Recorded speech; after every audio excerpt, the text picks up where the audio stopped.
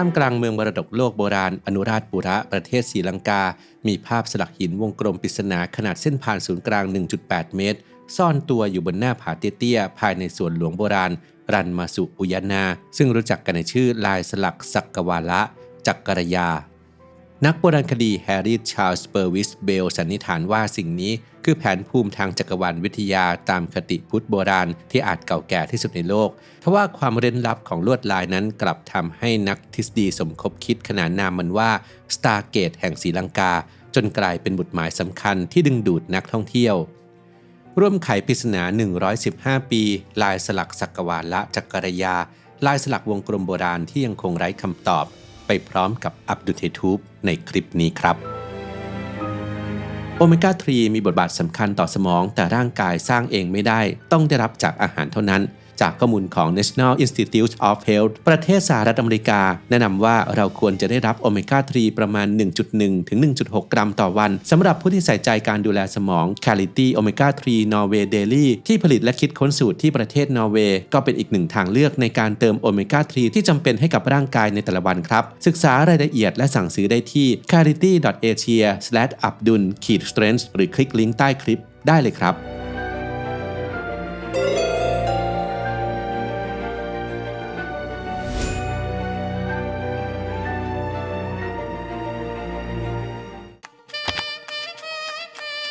ภายในอุทยานหลวงโบราณรันมาสุอุยานาหรือสวนปลาทองหลวงแห่งนครโบราณศักดิ์สิทธิ์อนุราชปุระประเทศศรีลังกาพื้นที่แถบนี้คือส่วนหนึ่งของมหาวิหารศูนย์กลางพุทธศาสนาที่ยิ่งใหญ่ที่สุดในอดีตการอัดแน่นไปด้วยสถาปัตยกรรมตระการตาทั้งโลหะปราสาทอาคารยักษ์9ชั้นที่ประดับเสาหินถึง 1,600 ต้นมุงหลังคาด้วยสำริดเพื่อเป็นที่พำนักของสงฆ์นอกจากนี้ยังมีเรือนประดิษฐานพระพุทธรูปโบราณที่ล้อมรอบไปด้วยเสาประตูและเศษซากหินสลักรอบองค์สถูปไปจนถึงอุปัฏฐานศาลาและโรงอาหารซึ่งทิ้งร่องรอยรางหินขนาดยักษ์สำหรับใส่ข้าวไว้ให้เห็นเป็นประจักษ์พยานซึ่งยูเนสโกระบุว่านครศักดิ์สิทธิ์นี้รุ่งเรืองยาวนานในฐานะศูนย์กลางการเมืองและศาสนาของศรีลังกาห่างจากกรุงโบราณสถานไปทางตะวันออกคือที่ตั้งของแนวหินแกรนิตเก่าแก่พื้นที่ที่ซุกซ่อนความลับแห่งอารยธรรมโบราณลายสลักปริศนาที่ดึงดูดสายตาและท้าทายจินตนาการของทั้งนักโบราณคดีและนักจักรวาลวิทยาสิ่งนั้นถูกขนานนามว่าศิลาจารึกจักรวาลวิทยาหรือจักรวาละจักรยาซึ่งแปลว่าวัฏจักรแห่งจักรวาลในภาษาสิงหนลายสลักจักรวาละจักรยาปรากฏเป็นวงกลมยักษ์ขนาดเส้นผ่านศูนย์กลางเกือบ2 เมตรภายในถูกซอยย่อยเป็นตารางสี่เหลี่ยมบรรจุสัญลักษณ์คล้ายตัวเลขล้อมกรอบด้วยเส้นวงแหวนคล้ายล้อรถซึ่งเต็มไปด้วยภาพสลักของฝูงสัตว์น้ำและสัตว์มีเปลือกที่กำลังว่ายวนจากขวาไปซ้ายทะลุเข้าไปที่แกนกลางคือวงกลมซ้อนกัน7 ชั้นบรรจุในกรอบสี่เหลี่ยมที่ถูกผ่าแบ่งเป็น4 ส่วนด้วยเส้นกากบาทและมีเส้นขนานตีคู่แบ่งพื้นที่ออกเป็น10 แถบที่สมมาตรกันอย่างสมบูรณ์แบบความท้าทายของแผนผังวงกลมสุดประหลาดบนหน้าผาหินเปลือยแห่งนี้คือมันไม่มีคำอธิบายใดๆกำกับไว้หรือแม้แต่จารึกระบุชื่อผู้สร้างทำให้ประตูสู่ความหมายที่แท้จริงถูกปิดผนึกกลายเป็นช่องว่างที่ให้ผู้พบเห็นตีความและสันนิษฐานเอาเองตามหลักฐานแวดล้อม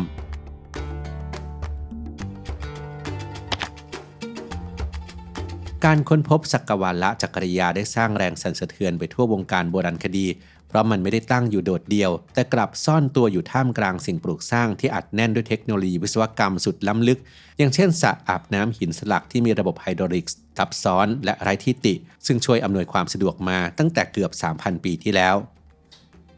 SCP Bell นักโบราณคดีชาวอังกฤษและผู้ตรวจการโบราณคดีคนแรกของศรีลังกาได้บันทึกข้อสันนิษฐานไว้ในรายงานปี 1911 ถึง 1912 ว่าลายสลักนี้คือแผนที่จักรวาลโบราณที่จำลองมนุษย์ทัศน์จักรวาลวิทยาพุทธศาสนาให้เห็นภาพง่ายที่สุดเขาถอดรหัสเป็น4 ส่วนคือแกนกลางวงแหวน7 ชั้นหมายถึงเขาพระสุเมนศูนย์กลางจักรวาลล้อมด้วยมหาสมุทรและทิวเขาถัดมาคือเส้นทางโคจรของดวงอาทิตย์และดวงจันทร์ที่ส่องสว่างและโคจรอยู่คนละฝั่งของเขาพระสุเมนส่วนวงกลมเล็กๆ4 ส่วนหมายถึงโลกหรือระบบจักรวาลอื่นๆนับไม่ถ้วนที่ล่องลอยอยู่ในอวกาศและแถบวงกลมขอบนอกสุดคือโลกแห่งพื้นน้ำหรือมหาสมุทรสุดขอบจักรวาลซึ่งเป็นที่อยู่อาศัยของสิ่งมีชีวิตในทะเลขนาดใหญ่นานาชนิดเช่นปลาเต่าปูและหอยสัง ที่กำลังว่ายเวียนในทิศทางจากขวาไปซ้ายแบบไม่รู้จบเขาเชื่อว่ารายละเอียดอันวิจิตรทั้งหมดนี้มีความหมายลึกซึ้งซึ่งแสดงถึงความเจริญรุ่งเรืองของศาสตร์ทางดาราศาสตร์และจักรวาลวิทยาอันเก่าแก่ที่พระภิกษุหรือนักพรตโบราณในอนุราชปุระใช้ศึกษาและสลักทิ้งไว้ภายในถ้ำเพื่อใช้ในการปฏิบัติธรรมหรือทำสมาธิเมื่อหลายพันปีก่อน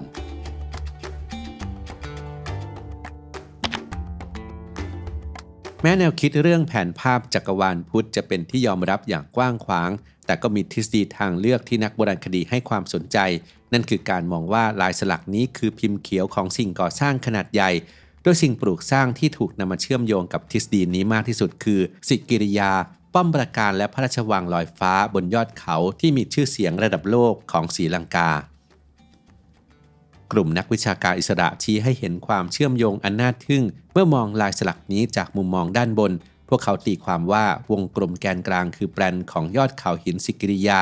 ศูนย์กลางของอาณาจักรขณะที่เส้นตารางและวงกลมรอบนอกคือพิมพ์เขียวของสวนน้ำและระบบไฮดรอลิกที่เชิงเขาซึ่งตรงกับผังเมืองจริงของสิกิริยาที่มีสระน้ำเรขาคณิตสมมาตรกัน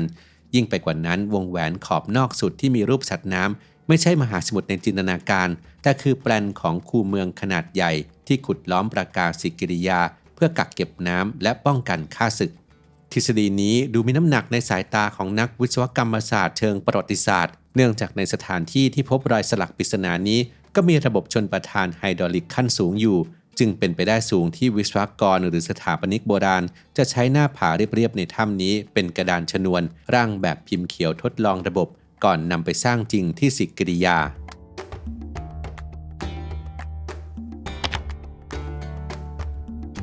เมื่อไม่มีจารึกใดๆหลงเหลืออยู่เลยอิสระแห่งการตีความจึงเปิดกว้างไปสุดขอบจินตนาการสู่แนวคิดที่ว่าสักวาละจักรยาอาจจะเป็นสตาร์เกตหรือประตูมิติข้ามจักรวาลกลุ่มนักทฤษฎีนักบินอวกาศโบราณและกลุ่มผู้เชื่อเรื่อง UFO มองว่าวงกลมลึกลับนี้คือแผงรหัสลับขั้นสูงสำหรับควบคุมเทคโนโลยีประตูมิติเพื่อให้มนุษย์ต่างดาวโบราณหรือสิ่งมีชีวิตทรงปัญญาเดินทางท่องจักรวาลและสื่อสารข้ามกาแล็กซีได้หลักฐานสำคัญที่กลุ่มทฤษฎีสตาร์เกตนำมาอ้างอิงคือที่นั่งหิน4ที่นั่งที่ตั้งหันหน้าเข้าหาลายสลักพอดีคือแท่นควบคุมระบบที่ต้องใช้คน4คนนั่งประจำการเพื่อป้อนรหัสเปิดใช้งานประตูมิติพร้อมกันแต่คำถามสำคัญที่มาพร้อมกับแนวคิดอันโด่งดังนี้คือทำไมประตูมิติต้องมาอยู่กลางสวนล้ำยุคอย่างรันมาสุอุยานาซึ่งนักทฤษฎีสมคบคิดอธิบายว่าที่นี่เคยเป็นศูนย์สกัดทองคำของมนุษย์จากต่างดาวโดยสิ่งมีชีวิตนอกโลกเดินทางผ่านสตาร์เกตมายังโลกพร้อมสร้างระบบวิศวกรน้ำทางน้ำไหลสระกรองและถังเก็บน้ำสุดซับซ้อนขึ้นมาเพื่อใช้เป็นเครื่องจักรสกัดแร่ทองคำออกจากผืนน้ำของโลกนอกจากนี้ผู้สนับสนุนทฤษฎีที่ว่ายังเชื่อมโยงลายสลักศรีลังกาเข้ากับโบราณสถานปริศนาอีก2แห่งทั่วโลกคืออาบูกูรับของวิหารสุริยะในอียิปต์ที่มีแท่นบูชาหินอ่อนแห่งราชวงศ์ที่5ของอียิปต์โบราณโดยตัวแท่นมีแผ่นวงกลมตรงกลางที่ตีความว่าเป็นสัญลักษณ์ของดวงอาทิตย์คาดว่าสร้างขึ้นเมื่อประมาณ 4,400 ถึง 4,500 ปีก่อนบริเวณทางเหนือของแท่นมีพื้นที่ชำระล้างอยู่ร่วมกับพื้นร่องและช่องทางน้ำสำหรับระบายของเหลวหรือใช้ในพิธีชำระล้างและอีกแห่งที่ประตูแห่งทวยเทพในเปรูที่มีผาหินที่ถูกสกัดเป็นรูปคล้ายประตูสูง7เมตรและกว้างประมาณ 6-7 เมตรมีช่องเว้ารูปตัวทีตรงกลางตั้งอยู่ใกล้ทะเลสาบติติกากาจุดเชื่อมโยงที่มีความบังเอิญอย่างน่าประหลาดใจของทั้ง3สถานที่นี้คือทุกแห่งต่างก็มีสัญลักษณ์คล้ายประตูมิติและที่สำคัญทุกแห่งตั้งอยู่ใกล้แหล่งน้ำหรือระบบน้ำสำคัญสักวาละจักรยาก็อยู่ใกล้กับอ่างเก็บน้ำโบราณในศรีลังกาอาบูกูรับก็ถูกโยงกับระบบน้ำพิธีกรรมแห่งอียิปต์และประตูแห่งทวยเทพอยู่ใกล้ทะเลสาบติติกากาในเปรูนักทฤษฎีสมคบคิดจึงโยงว่าน้ำอาจเกี่ยวข้องกับพลังงานโบราณท้ายที่สุดแล้วไม่ว่าทุกคนจะเชื่อในทฤษฎีไหนหรือปัดตกทฤษฎีไหนทิ้งก็ไม่มีคำว่าผิดหรือถูกแบบแน่นอนเพราะตราบใดที่ยังไม่มีหลักฐานฟันธงว่าสักวาละจักรยาคืออะไรกันแน่ปริศนานี้ก็ยังคงเปิดกว้างให้ได้ตีความทว่าในมุมมองของนักโบราณคดีกระแสหลักยุคปัจจุบันปฏิเสธและปัดตกทฤษฎีสตราเกตนี้อย่างสิ้นเชิงโดยมองว่าเป็นเพียงจินตนาการที่ไร้หลักฐานรองรับและค่อนข้างมั่นใจว่าลายสลักสักวาละจักรยา เป็นมรดกทางปัญญาอันบริสุทธิ์ของชาวศรีลังกาโบราณที่สร้างขึ้นเพื่ออธิบายจักรวาลวิทยาตามคติพุทธศาสนานิกายตันตระ หรือใช้เพื่อการฝึกสมาธิขั้นสูงของพระภิกษุสงฆ์ในอดีตเท่านั้น